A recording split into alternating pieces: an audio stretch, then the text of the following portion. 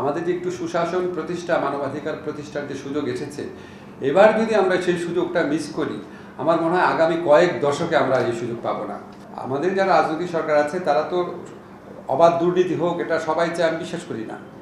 তারা চায় যে কিছুটা কন্ট্রোল তাদের থাক, কিছুটা সেবা মানুষের পাক। তো আমি একটা জিনিস সবসময় শুনতাম যে নিম্ন আদালতে বা উচ্চ আদালতে যে দুর্নীতি হয় বা অনিয়ম হয়, এখানে অনেক পক্ষ থাকে, শুধু যে আপনার সাপোর্ট স্টাফরা বা জাজরা এরকম করে সেটা না, এক শ্রেণীর আইনজীবীরাও, সরকারি আইনজীবীদেরও একটা ভূমিকা থাকে। এবং আমি কিছু রিসার্চ করেও শুনেছি যে অত্যন্ত অল্প টাকা পান ওনারা, বিশেষ করে যারা পাবলিক প্রসিকিউটর অফিসে আসেন, তারপরে এটা হওয়ার প্রচণ্ড আগ্রহ থাকে কেন সবার। এবং এমন অভিযোগ শুনেছি, অ্যাগেইন বলছে অভিযোগ অন্যভাবে নিয়েন না, সরকারি উকিল হয়ে ওনারা দেখা যায় যে প্রতিপক্ষের পক্ষে কাজ করেন টাকা নিয়ে, এরকম কিছু উদাহরণ আছে। সবাই না, অনেকে তো আছেন অনেক ভালো প্র্যাকটিস করছেন, ল করছেন। তো আমি এটাও সবসময় শুনতাম যে আমাদের সবচেয়ে বড় যে সংস্কার আকাঙ্ক্ষা, বিশেষ করে বিচারালয়ে, তার মধ্যে অন্যতম হচ্ছে একটা ক্যারিয়ার প্রসিকিউশন সার্ভিস থাকতে হবে। এই ক্যারিয়ার প্রসিকিউশন সার্ভিসে থাকতে হবে, এটা অনেক বছর ধরে কিন্তু শুনছি। এবং আমরা আলটিমেটলি 2008 সনে দেখেছি যে একটা ক্যারিয়ার প্রসিকিউশন সার্ভিস একটা অর্ডিন্যান্স হয়েছিল। কিন্তু আমরা যখন পুনরায় উদ্যোগ নিলাম মানে আমাদের বিচার বিভাগীয় সংস্কার কমিশনের পক্ষ থেকে বলা হয়েছে, আমাদের চিফ জাস্টিসও এই ধরনের সংস্কার আকাঙ্ক্ষা ব্যক্ত করে থাকেন। তা আমরা আসলে বোঝার চেষ্টা করলাম যে 2008 সনে আইনটা সার্ভাইভ করলো না কেন। তখন আমার কাছে মনে হয়েছে ওটা একটু বেশি অ্যাম্বিশাস ছিল। চুক্তিভিত্তিক নিয়োগ বা একটা পলিটিক্যাল পার্টির কিছুটা কন্ট্রোল লাগে। আমাদের মতো দেশে চট করে আমি বলবো পলিটিক্যাল পার্টির, রুলিং পলিটিক্যাল পার্টির কন্ট্রাক্ট সম্পূর্ণ জিরো করে দিব, আর এই রুলিং পলিটিক্যাল পার্টি এসে আইনটা গ্রহণ করবে, এটা একটু অবাস্তব। তো আমরা যদি ইনক্রিমেন্টাল রিফর্ম করি ধাপে ধাপে, সেটা ভালো হয়। এই জন্য প্রথম ভেবে চাচ্ছে শুরুটা হোক। আমাদের যারা রাজনৈতিক সরকার আছে তারা তো অবাধ দুর্নীতি হোক এটা সবাই চায়, আমি বিশ্বাস করি না। তারা চায় যে কিছুটা কন্ট্রোল তাদের থাক, কিছুটা সেবা মানুষের পাক। এই ধরনের ভালো পলিটিক্যাল পার্টিগুলোর এই ধরনের মনোবৃত্তি থাকে। তো সেই দৃষ্টিকোণ থেকে আমরা এখানে দুইটা পথ রেখেছি, একটা হচ্ছে ক্যারিয়ার প্রসিকিউশন সার্ভিসে, আর একটা হচ্ছে চুক্তিভিত্তিক নিয়োগের ক্ষেত্রে।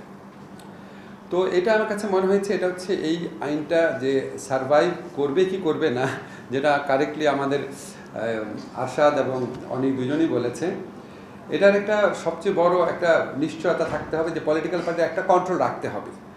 সমস্ত কিছু ক্যারিয়ার সার্ভিসের মাধ্যমে আসলে তারা রাজি হবে না।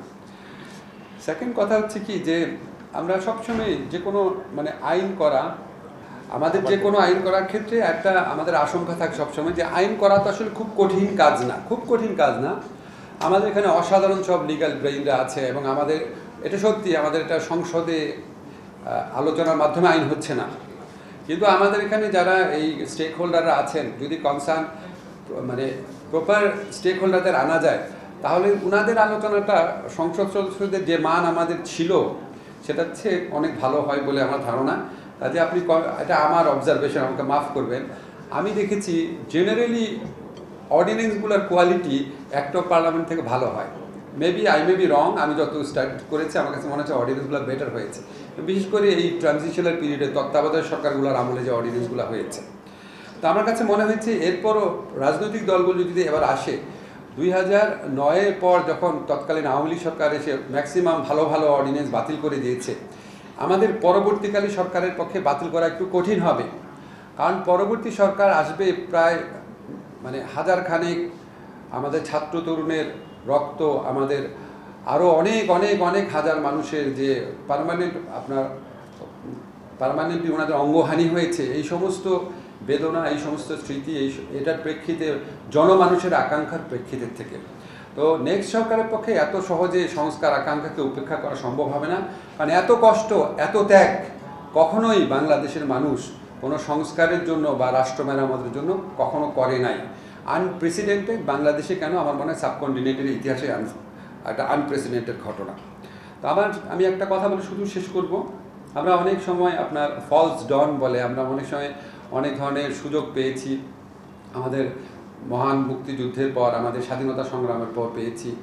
তারপর ভেরি ডিস্টিংক্টলি আমরা 1991 সনে পেয়েছিলাম, 2008 সনে পেয়েছিলাম। তো কোনো আপনার সুযোগই আমরা সদ্ব্যবহার করতে পারি নাই।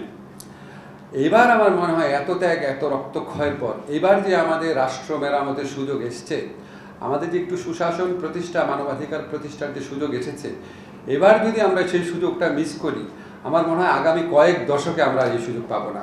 কাজে এই সুযোগ আমাদের কোনোভাবেই মিস করা চলবে না।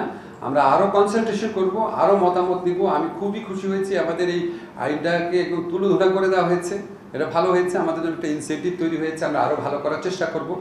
2বার কনসালটেশন করব, 3বার কনসালটেশন করব। একটা খুব ভালো সাজেশন আসছে পলিটিক্যাল পার্টির সাথে কনসালটেশন, এইটা পলিটিক্যাল পার্টির জন্য খুবই রেলিভেন্ট, অবশ্যই করব।